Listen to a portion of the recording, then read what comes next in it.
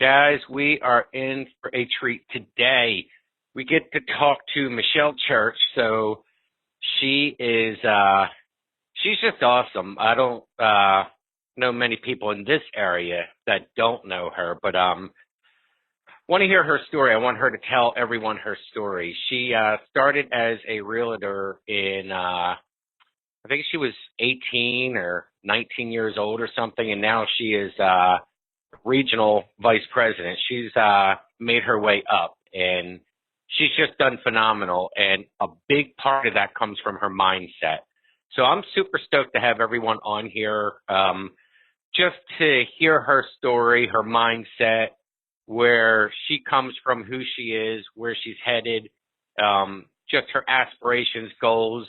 She inspires me all the time. I can just simply talk to her, and she just makes me want to be better. So I'm super excited about that, and I hope that everyone else gets something from that as much as I do.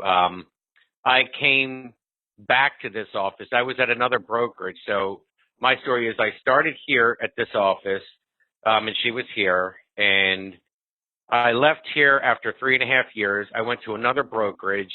I stayed there. I think it was like 4 years or, yeah, I think that's right about, like 4 years or something. But anyway, I came back here simply on the basis of her. I knew coming back to the brokerage I'm at now, financially, it might not have been the smartest move, but yeah, it really was, because it's not always about money. It's not, and I can't put a dollar on what I've gained from her in the last 12 months of just her being her.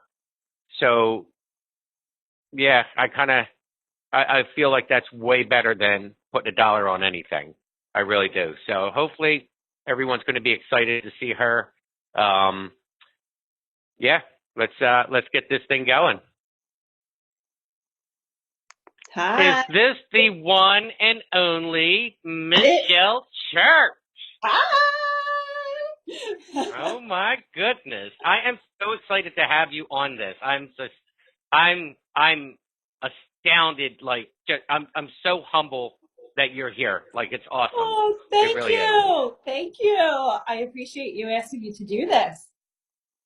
Yes, I'm so excited that I want you to share your story and tell people about you, what you are, who you are, how you started, and can we talk about that ratchet ass wallpaper behind you? Because that is not the Michele Church I know. That is not So, Michele. That's not who I know. Oh my so God, that's hideous. the funniest thing is, so I am in Rumson, New Jersey today. So that's where I am, the gorgeous, gorgeous town of Rumson. It's high priced area. My drive here was gorgeous. I was driving past beautiful homes, the ocean. It is a gorgeous place to be. And so I'm in the Rumson office, which is still one of the original old Whiker looking houses with the old wallpaper, and there's chandeliers. It has like the gold chandeliers on the ceiling. Oh, the blood of Jesus. Oof. So that's where I am. But okay, so how did I start? It's actually very funny. So I was in college, and I kind of bounced around from subject to subject. I love to learn, but I was never the best student per se. I loved being in school. I loved to learn, but then once the day was done, it was done. I wanted to work. I am a worker. I love working. And I've always been a salesperson. So there was a job fair at the college that I really wanted to go to. And believe it or not, I was going for DSW Shoe Warehouse was having had a table there, and I worked in retail at the time, and I was interested in becoming a buyer. So I end up cutting class. However, in my attempt to cut class, I knew I missed too many and I would get in trouble. So I negotiated with the students in the class to all go with me, because I figured if I got them all to go, we all couldn't get in trouble, or at least just I wouldn't get in trouble. And then That is so you. I could buy myself, a couple more days. So I convinced this group of students that were in graphic design, these graphic design students. I convinced them to come with me to the job fair, and they did. And so we went. And I went to the DSW shoe warehouse table, and I really was disenchanted with the person that was there. And lo and behold, there was a Weicker table diagonal from it. And I'd always had an interest in real estate. And it was funny, when I was little, I loved real estate. I was fascinated by it like a small child. And I remember being in the back seat of my father's car, and I said, I want to be a real estate agent when I grow up. Right? Like no child wants to be a real estate agent. And I was like, I want to So be. how old were you at this point? Because I don't know. How old were you when you started this? So I was 8 when I told my parents I wanted to be a realtor, and they told me there's no money in real estate, to pick something else. So I picked an attorney and a hairdresser. That was my two picks, right? So I'm in college, so I'm 20 years old, I guess I was around 20 years old in college, Weicker table. So I saw that I could go to school in between my semester break. So I went to real estate school, loved it, loved every minute of it, never went back to college, and walked into Washington Township and signed up with Tony Demetrio. And that's how I started. Wow. Yeah. So do you remember what year that was? Did they keep track of years at that time? Yeah, so that was in 2000. So it was July of 2000. And Tony said to me, well, what do you want to do? What do you want to do, kid? What do you want to make? And I said, I want to make more money than I do in retail. And he said, well, how much is that? And I said, $18,000. And he looked at me, he goes, you're going to do great, kid. And I walked out the door and walked out his office door, but never left. I stayed and grew my career from there. All right.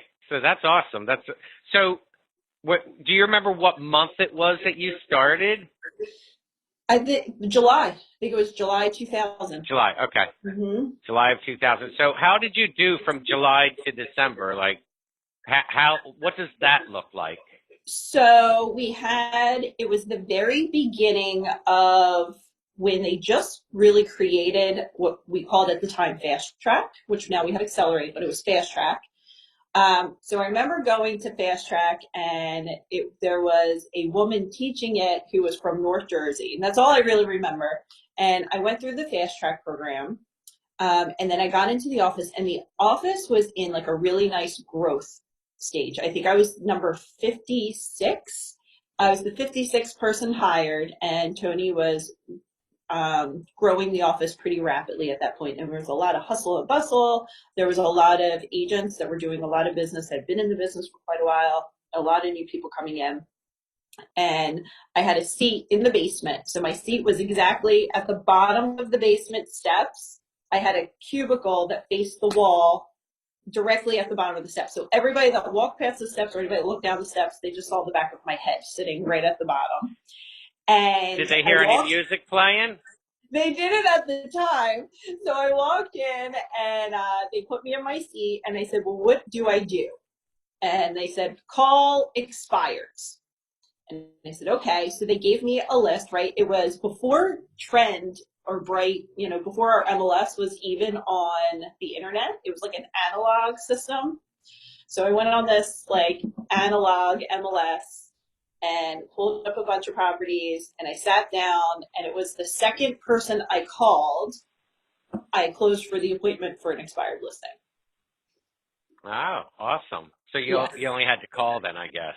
Yeah, so I made some calls. I closed for the appointment. It was the most nightmare listing. I'm surprised I'd stayed in the business after that.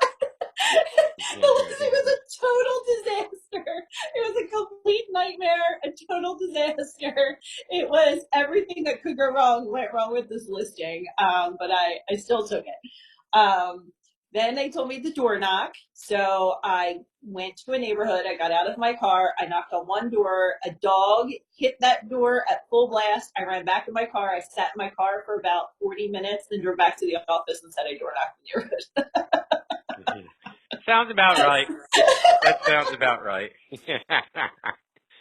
Yeah, I think everyone goes through that. So, yeah, I remember when I used to do a lot of door knocking, and the stuff you see, you can't make it up. You can't make it No. up. So, yeah, you can't So really make it up.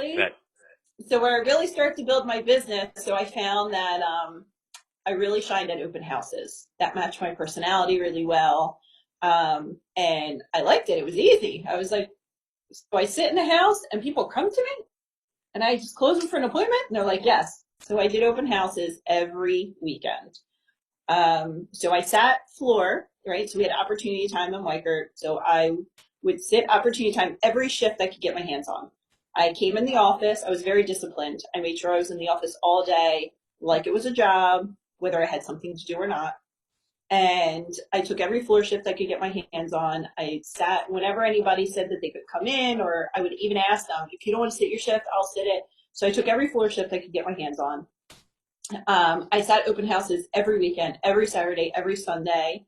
Um, I took every class that I could take. Any class that was going on in the office, I was in there and I took it. And I went around and I interviewed all of the top agents in the office. I immediately identified who was doing business. And I went and I asked them, would it be okay if I sat in the office while you talk on the phone? Is it okay if I follow you, to your listing? Can I come with you for your open house? And anything I could do to help my career along, I did. I took advantage of everything. this all kind of sounds familiar, doesn't it? Yes. It's like-minded. I like that. So see, and this is stuff that I never even knew. Like I had no idea, but I can understand what you're saying as far as like when you and I worked together, and then you were my boss. Like you get it because it seems like I've done the same things that you've done Hmm. as far as the open houses and all that. So it kind of makes more sense now. It really Yep. does. So keep going. I want to hear all this. So as I kind of moved along, I started looking for sources of repeat business, right? So I didn't have a base of business to go off of because I was so young. My friends were still in college. Their parents looked at me like I was a child. I didn't have children. I wasn't part of any clubs. I really had no base. So I came into the business with absolutely nothing. So I had to build everything from the ground up, which I'm really glad that I had to do that because it really taught me everything. Um, so I quickly discovered, one way to get business was to look for repeat clients. So I I started testing different things. So I was looking into new construction, but at the time I didn't want to go down that path because I didn't want to become an agent that became complacent. And there's nothing wrong with it. It's just for myself.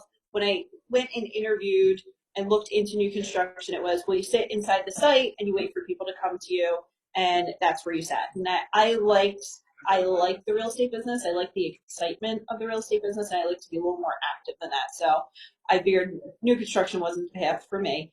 Then I looked into investors, and I really liked that. I was very interested in investing, in rentals, in rehabbing, flipping. So I started getting my hands on every book, everything that I could do to study up and teach myself how to flip homes.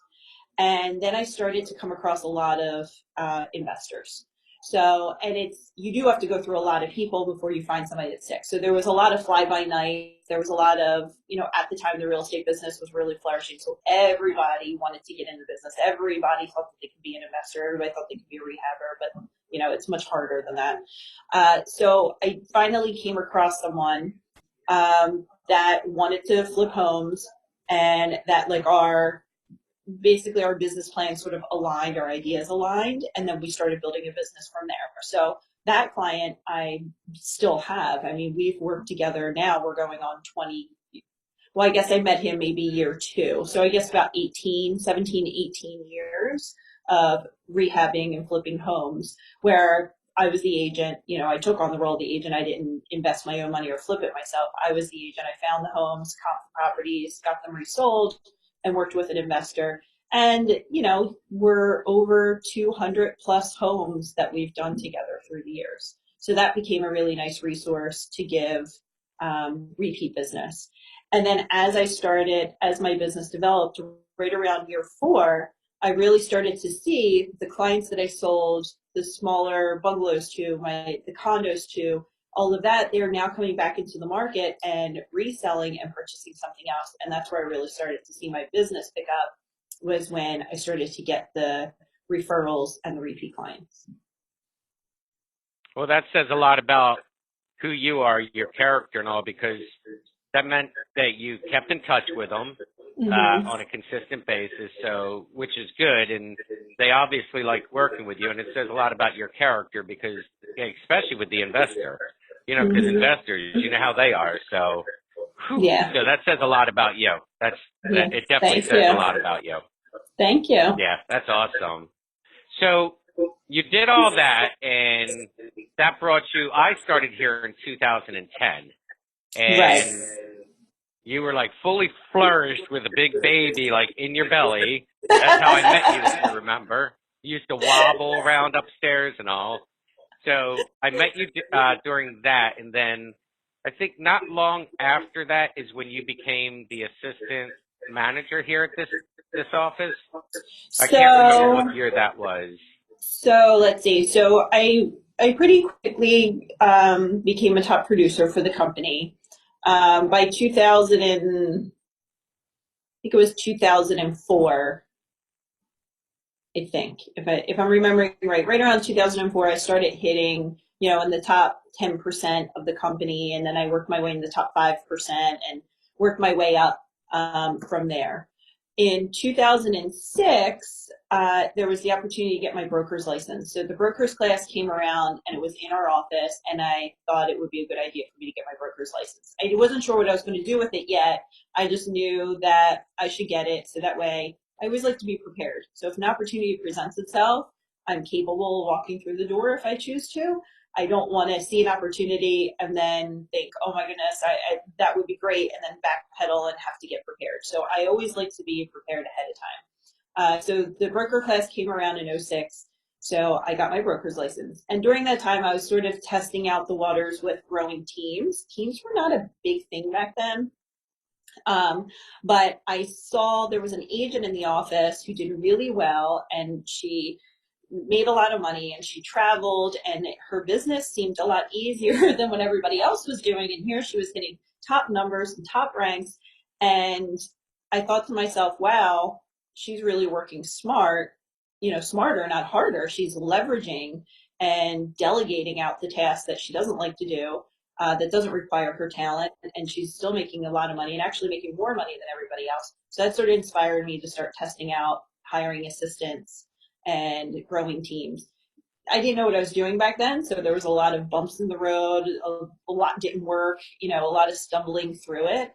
And then I got my broker's license in 2006, and I got into, Weichert's had at the time an Exploring Leadership, where it was, if you had interest in possibly getting into leadership, you would go through this training course that it was, I think it was once every other month or once a quarter. We would go up to the main office in Morris Plains, and they would give us an all-day class, and then it was sort of projects that you would do on your own time, to assist the manager in the office. And I really enjoyed that. It really got me comfortable with public speaking and giving classes to large groups of people, and really pushed me out of my comfort zone. And I got a lot of growth out of that. So then they presented to me an assistant manager position. I think that was somewhere around 2008. I became the assistant manager in the office. And then I had my son in 2011. And then in 2012, they presented me with a co-manager position. So I started co-managing the office in 2012. That was very short-lived, because at the time I was still selling real estate full-time. I had an infant at home, and then it just didn't feel right at the time.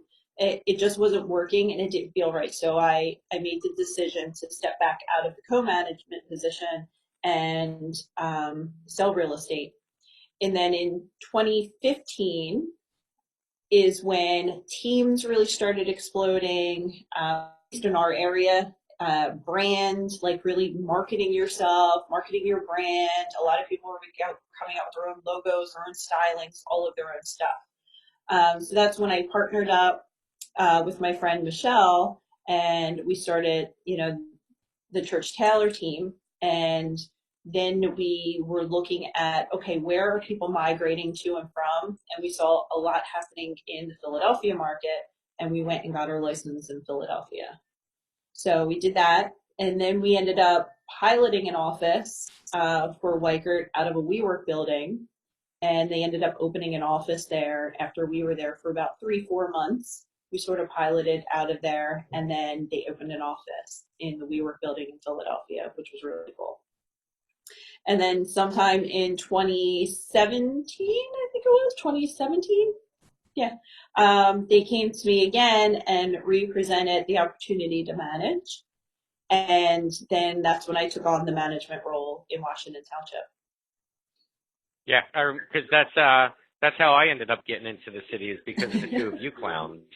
If you remember that. So yeah, so you became the manager here in 17, yes, and which I'm sure at the time you didn't realize that would be short-lived. I know, because it was a lot for you to actually take that position on. So, and I know that. So you did that in 17, and here it is 19, and you've already moved up from there.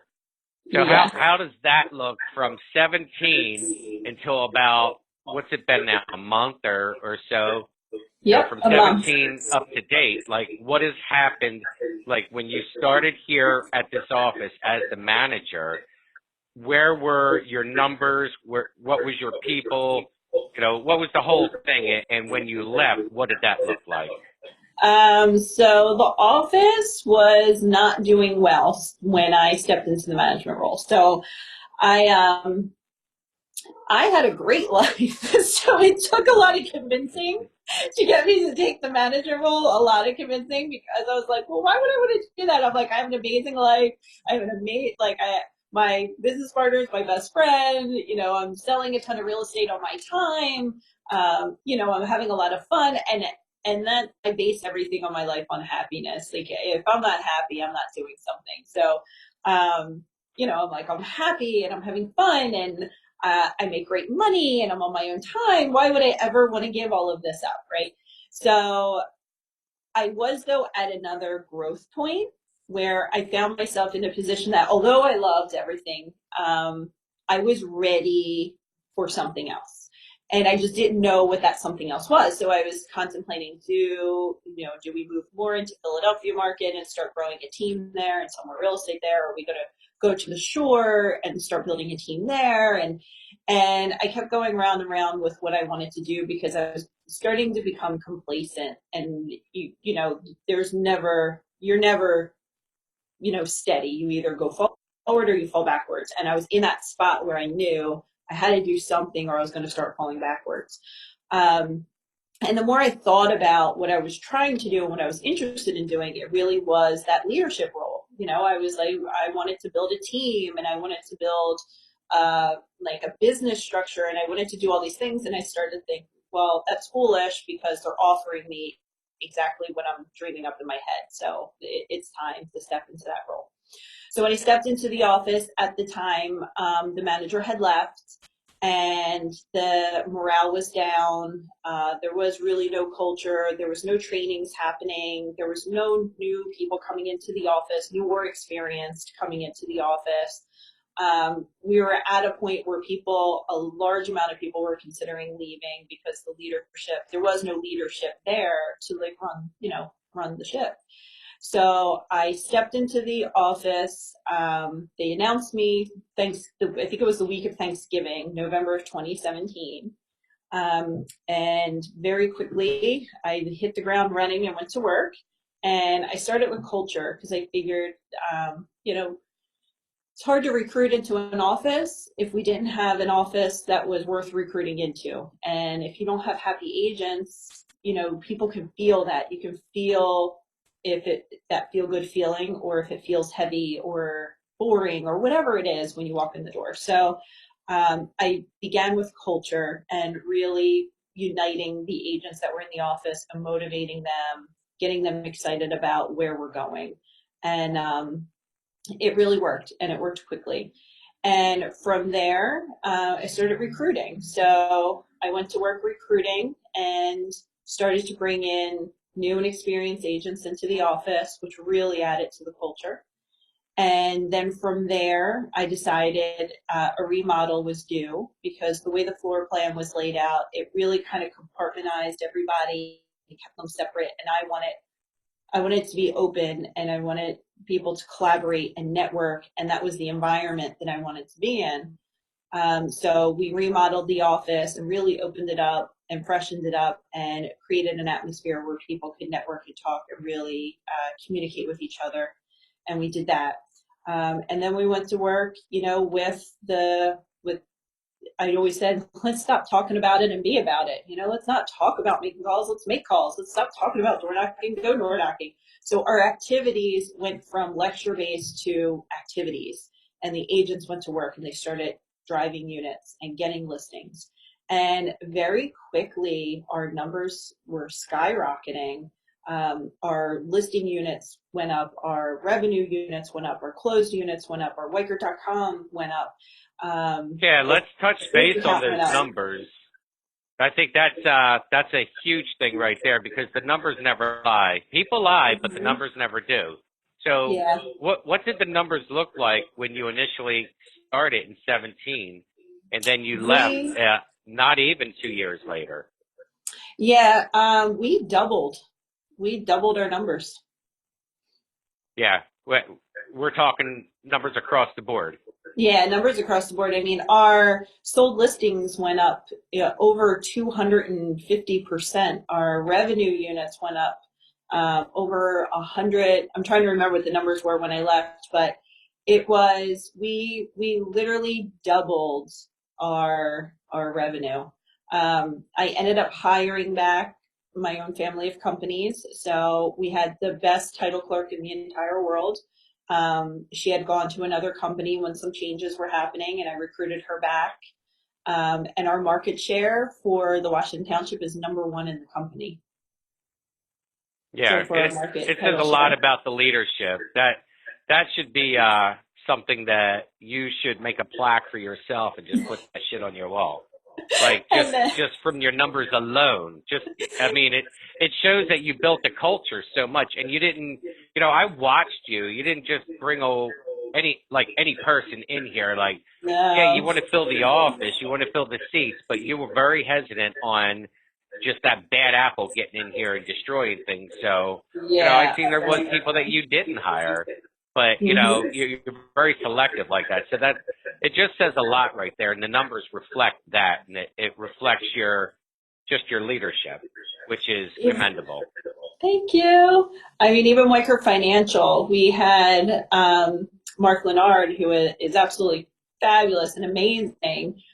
We went from being essentially last in the company for finance to Mark hits number two, number 3 in each category almost every month now. And he turned that around I don't know if he's even with us 6 months yet. He turned that around overnight. So it's amazing when you put the right people in place, it doesn't take a long time to turn a ship. If you put the right people in place, you can see results immediate in this business. Yeah, it shows too. It shows. So tell us about what you're doing now. So now I am the Regional Vice President of Weichert Realtors. I cover Ocean, Monmouth, and Middlesex County. So I have 20 offices, just about 1,200 sales associates that are under my leadership now. And I am tasked with growing the region just as I grew the Washington Township office. So we're growing the agent count, we're growing our revenue count, our listings, utilizing all of the Weichert tools and resources that we have. It's been an amazing experience. 4 or 5 weeks in, and it already hit the ground running, and it's been amazing. I absolutely love it. The agents here are fantastic. The management, the leadership team here is phenomenal, and it's so funny. They remind me of our office. The culture of this region really reminds me of our office, which makes me feel very comfortable and very at home. of course. Well, they must have thought a lot, because if they gave you 20 brick and mortars, you came from one. That says a lot right there. So, but there's a lot of people that know that you'll do it. There's no doubt about that at all. No Oh, doubt. thank you. Thank you. Yeah, so let's check back in then. Down the road here. I want to see how things are going and how you're doing. All right, will do. Absolutely will. Is there So, anything that you want to put out there before we disconnect here? um, I mean, I just think the world of you, and anything. I know you're out interviewing others, but really you should tell your story, because your story is inspiring, how you developed your business and how far you've come. So I think you should share your story. I'll interview you one day so that way you can tell your story. Well, there's the Zoom link right there. Remember, how you do anything is how you do everything, That's and you're right. definitely testimony to that. There's no doubt Thank about that at you. all. Thank you. Well, we Yeah, I love you, mean, Michele. oh, I love you. So yeah, I guess my advice to everybody is just take action. Take action. And it's better to Yeah. fall forward and keep trying than talk about it and never do anything. Well, that's the only time you learn, is when you fall down on your face. You don't Hmm. learn when you're doing well. No one learns anything when you're doing well. You're No, just going through the motions. It's that's right. literally when things go to hell in a handbasket where you're like, oh, okay, now I know. So, that's the way I look at it. So, all right. Well, I can't thank you enough for being on here. I really can't. It's been awesome. Awesome. I will talk to you later. All right. Take care. Bye.